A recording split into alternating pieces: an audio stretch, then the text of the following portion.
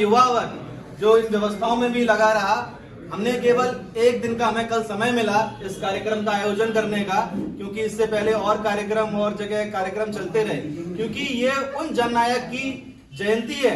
आपने राजनीति में दुनिया की राजनीति देखी होगी, अलग अलग पार्टियों की राजनीति देखी होगी, लेकिन शायद ही आपने ऐसे दुनिया में कोई मंत्री या मुख्यमंत्री सुना होगा जिसने मुख्यमंत्री बनने के बाद भी अपना घर नहीं बनवा पाया। आपको एक बात क्या याद दिलाते हैं, जब कर्पूरी ठाकुर जी की बेटी की शादी थी तो उस टाइम चौधरी चरण सिंह जी इनके साथ थे, समकक्ष थे, तो इन्होंने शादी में उनको नहीं बुलाया। उनको लगा कि हमारा तो घर भी नहीं है, अगर हम इतने बड़े बड़े नेताओं को बुलाएंगे तो उनका सम्मान कैसे कर पाएंगे। तो जब चौधरी चरण सिंह खुद से उनके घर गए और जब उनके घर घुसे तो उनका सर दरवाजे से टकरा गया। उन्होंने बोला कि भाई साहब, अब तो आप मुख्यमंत्री हो गए हैं, तो आप तो घर बना लीजिए। तो आप सोचेंगे कि श्रद्धेय भारत रत्न जननायक कर्पूरी ठाकुर जी की सोच का जो आज भी किसी महापुरुष से कई गुना ऊपर जाती है, और आज की राजनीति में राजनीति की बात होती है लेकिन सामाजिक उद्धार की बात नहीं होती। आप सोचिए, उनका कहना था कि हमारे समाज में जब लोगों के घर बनने लगेंगे तो हम तो अपना घर तभी बनवा लेंगे। ये सोच थी भारत रत्न जननायक कर्पूरी ठाकुर जी। एक वाक्य और है, और ये बातें वो नहीं है जो हम आज मन से बोल रहे हैं, ये बातें हैं जो गूगल पे, विकिपीडिया पे दुनिया भर में आपको मिल जाएंगी। एक वाक्य था कि जब विदेश में कार्यक्रम था यूरोप में, तो वहां पर मंत्रिमंडल, भारत रत्न जननायक कर्पूरी ठाकुर जी तब मुख्यमंत्री थे बिहार के, वो गए हुए थे, उनके साथ राजदूत भी गए हुए थे। तो एक यूरोप के राजदूत थे, उन्होंने पूछा ये शख्स कौन है। उन्होंने कहा ये बिहार के मुख्यमंत्री हैं। तो उन्होंने कहा भारत में बिहार के मुख्यमंत्री, और जो कुर्ता है वो फटा हुआ दिख रहा था उनका। तो उन्होंने कहा कि ऐसा है। तो जब उन्होंने ये मुद्दा उठाया तब कई नेताओं ने, कई बड़े बड़े सहयोगियों ने चंदा जोड़ के उनको दिया कि आप ये कुर्ता लीजिए और अपना जो स्टैंडर्ड है उसको अपग्रेड कीजिए। तो उन्होंने क्या किया, आपको सोच के ताज्जुब होगा, वो जो चंदा जोड़ा गया उन्होंने अपने उस पे ना लगा के बिहार राहत कोष में दे दिया। उन्होंने कहा कि ये वो राहत कोष है, हम तो कुर्ता आज पहन लेंगे लेकिन जो सामाजिक मुहिम है उसकी लड़ाई कौन लड़ेगा। उन्होंने कहा था कि आगे बढ़ना है तो लड़ना सीखो और जीना है तो मरना सीखो। ये उनके विचार थे उस टाइम के, और ऐसे थे श्रद्धेय भारत रत्न कर्पूरी ठाकुर जी। एक बात थी कि जैसे जब संविधान लिखा गया, एसटी वर्ग को अलग से आरक्षण दिया गया, एससी वर्ग को अलग से आरक्षण दिया गया।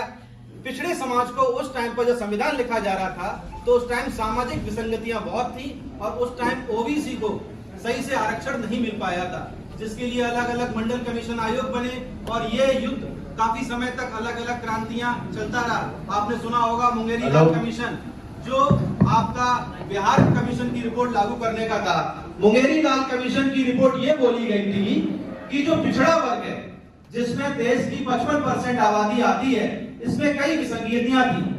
कुछ जातियां ऐसी थी जो सामाजिक रूप से काफी पिछड़ी थी, कुछ जातियां ऐसी थी जो सामाजिक रूप से तो पिछड़ी थी लेकिन आर्थिक रूप से खेती से थोड़ी संपन्न थी।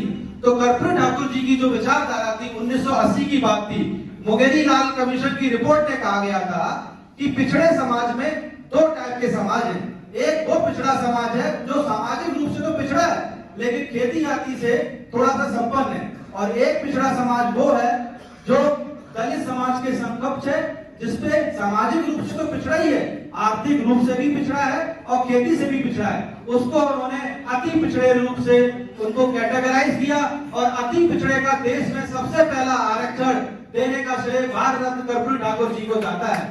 ये वही अति पिछड़ा समाज है जो बिहार, उत्तर प्रदेश, जो नॉर्थ इंडिया की बेल्ट है उसमें 36-37% की भागीदारी रखता है। इसी अति पिछड़े समाज को जब माननीय मोदी जी ने सम्मान दिया तो आज वही अति पिछड़ा समाज है जो पिछली दो सरकारें माननीय मोदी जी की आई थी, ये इन्हीं के वोट के एकजुट होने से आई थी। ये समाज इतना भोला भाला और संघर्षशील समाज है कि जिसमें अगर आप किसी को प्रदेश में एक को सम्मान दे देते हैं तो ये समाज पूरा एकजुट होके उस सरकार के प्रति लग जाता है। ये निष्ठावान समाज है। लेकिन क्या होता है, जो हमारे निवर्तमान जिलाध्यक्ष अभी बता रहे थे कि ये समाज हो सकता है किसी एक जिले में उस स्थिति में नहीं होता है कि अकेले वो जाति एक चुनाव में या राजनीति में परिवर्तन डाल सके, लेकिन एकजुट समाज में इतनी ताकत थी कि अभी आपको पता होगा हरियाणा में मुख्यमंत्री का चुनाव हुआ। हम धन्य हैं कि जो प्रयोग दूसरी पार्टी नहीं कर पाई वो भाजपा ने करके दिखाया। कैसे हरियाणा में नायाब सिंह सैनी को मुख्यमंत्री बनाया गया था। जब हरियाणा में चुनाव चल रहा था तो कांग्रेस, बीजेपी और दूसरी पार्टियां पहले ये सोच रही थी कि शायद कि जो जाट वोट बैंक है उससे परिवर्तन पड़ेगा, कई टिकट आवंटन हुए, लेकिन हमारे माननीय मोदी जी की, अमित शाह जी की सोच इतनी आगे थी कि उन्होंने पता था कि अगर हमने वो वोट भी साथ लिया, जो बिखरा हुआ है उसको एकजुट कर लिया। उन्होंने नायब सिंह सैनी को मुख्यमंत्री बनाया और कांग्रेस वाले, इलेक्टोरल मीडिया पोल वाले ये दिखाते रहे कि शायद जाट वोट में किसान आंदोलन फर्क डालेगा, लेकिन ऐसा कुछ नहीं हुआ। छोटे छोटे किसान, छोटे छोटे गरीब, छोटी छोटी अति पिछड़ी जाति एकजुट हुई और हरियाणा में नायब सिंह सैनी जी के नेतृत्व में फिर से बीजेपी की सरकार बनी। ये चमत्कार है अति पिछड़े समाज की एकजुट का। तो हमको जाति की राजनीति ना करते हुए जमात की राजनीति करनी है, सामाजिक क्रांति की राजनीति करनी है और जो जननायक कर्पूरी ठाकुर जी की जो विचारधारा है उसको आगे बढ़ाना है। आपको ये भी पता होगा कि जो कानून आज देश में बन रहे हैं वो जननायक जी ने 1980, 1990 में ही छेड़ दिए थे। आपको पता होगा कि माननीय मोदी जी ने EWS आरक्षण दिया। ये उन लोगों का लिए आरक्षण दिया गया था जो सवर्ण समाज में तो हैं लेकिन आर्थिक रूप से बहुत कमजोर थे, जिनको पहचान सामाजिक स्तर पे नहीं मिल पा रही थी। लेकिन माननीय मोदी जी ने EWS आरक्षण दिया। लेकिन जननायक जी ने 1984 में ही इसकी बात कह दी थी कि सवर्ण समाज में भी जो गरीब तबका है उसको भी 3% आरक्षण दिया जाए और ये लागू कर दिया था। पहली बार दुनिया में, देश में पहली बार सवर्ण के भी गरीब समाज को आरक्षण देने वाले जननायक कर्पूरी ठाकुर थे। और तो और जो महिलाओं के आरक्षण की बात चल रही है, जननायक जी ने 3% महिलाओं को भी आरक्षण दिया था, 12% आपको अति पिछड़े को आरक्षण दिया था, 8% पिछड़ों को आरक्षण दिया था। तो सर्व समाज की राजनीति थी वो सिर्फ और सिर्फ किसी ने अगर इस देश में की सामाजिक क्रांति की मुहिम वो जननायक कर्पूरी ठाकुर जी ने की, जिसको कर्पूरी ठाकुर फार्मूला नाम से दुनिया भर में जाना गया और जिसकी राजनीति की रोटियां आज भी बिहार में अलग अलग सरकारें सेकती हैं और उनके कानून को लागू करें ना करें उनके नाम से वोट लिया जाता है। तो देखा जाए कि लोगों की राजनीति कई टाइम से कांग्रेस सरकार रही, कई टाइम से सपा की सरकार रही, लेकिन किसी ने अति पिछड़े को सम्मान नहीं दिया। लेकिन पहली बार जब ये बात चली, हमारे माननीय राजनाथ सिंह ने सामाजिक न्याय समिति की सिफारिश लगाई।